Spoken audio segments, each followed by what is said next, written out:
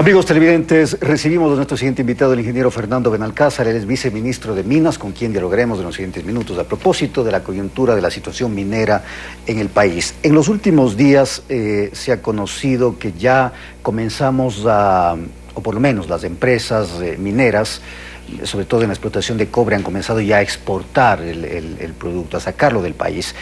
¿En qué estado estamos, ingeniero? Bienvenido. Fernando, muy buenos días, gracias por la invitación a la entrevista.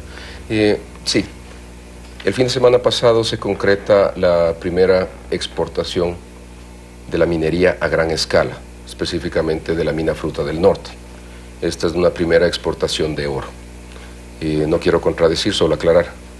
La primera exportación de oro se da aproximadamente 8 contenedores de concentrado de oro. Es importante para la audiencia saber y entender un poquito más cuando hablamos de exportaciones de oro. Hay dos formas de hacerlo. El concentrado, para visualizarlo, es sólido, un tipo, para entenderlo, un tipo de arena fina en la cual tiene una concentración de oro y de plata. Que tiene que ser procesada posteriormente. Exacto, posteriormente es procesada. Esta exportación se exporta hacia Finlandia, se exporta hacia Europa. Y la otra forma de exportación en la industria del oro son las barras doré, que se llaman. Las barras doré tienen igualmente un contenido de oro y plata, generalmente 50-60% de oro y la diferencia de plata. ¿Cuánto se ha exportado hasta este momento? Hasta este momento, desde la mina de oro, son 8 contenedores, 178 toneladas, con un contenido de 135 a 200 gramos de oro por tonelada y de 375 a 475 gramos de plata por tonelada. ¿Cuáles son las expectativas de producción y de exportación? La empresa tiene un plan de negocios que es el que se ha presentado y sobre el cual han hecho todo su modelo económico, de 310.000 onzas de oro por año y 400.000 onzas de plata por año.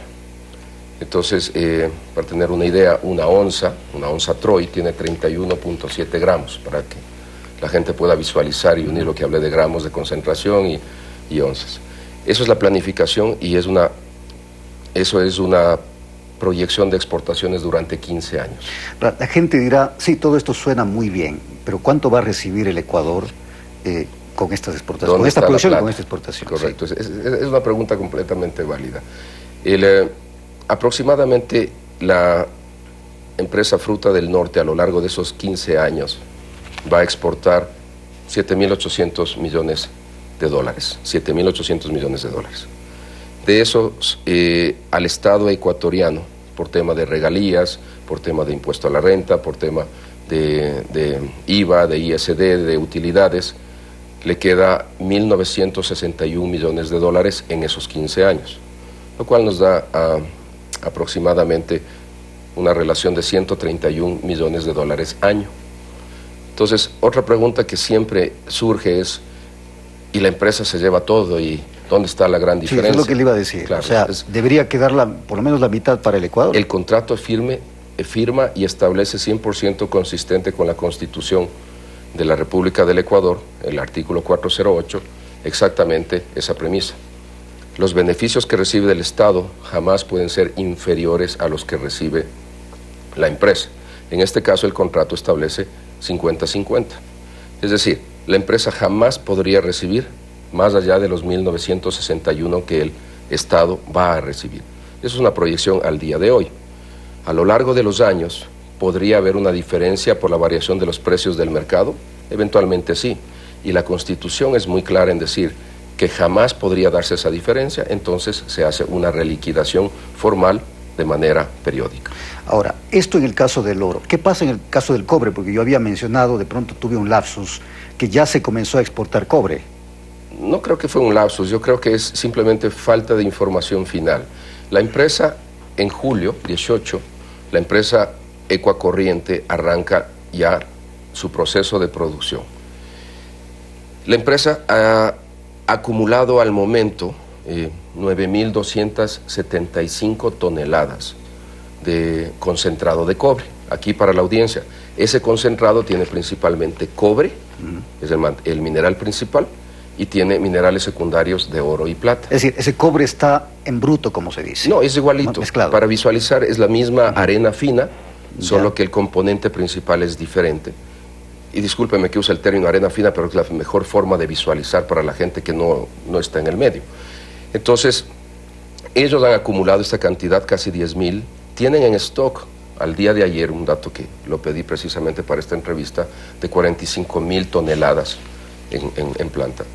Y tienen previsto para el 28, entre el 28 y el 31 de diciembre, concretar el gran embarque hacia China. El destino final del proceso es China. Entonces, no ha salido físicamente del país, el proceso de exportación está en marcha, está en la almacenera, están acumulando y esperando que llegue el buque respectivo. Ahora, ¿quién supervisa la cantidad de material que se exporta, tanto en el tema del oro como en el tema del cobre? Es decir, entiendo que hay que la agencia ARCSA, me parece que es la que Arcom, perdón, es la que vigila cuánto se exporta y de qué manera. Correcto, usted está en lo correcto. La Agencia de Regulación y Control Minero, ARCOM, dentro de sus competencias específicas, en agosto 5 emitió una resolución específica para el control de las exportaciones, y en la cual se establece el procedimiento blanco y negro simplificado para la audiencia, en el cual existen al momento 4 laboratorios registrados ante la ARCOM. Estos laboratorios son escogidos en forma coordinada entre la exportadora, entre la empresa en este caso, y ARCOM, y se toman muestras físicas, lo que se llaman muestras dobles.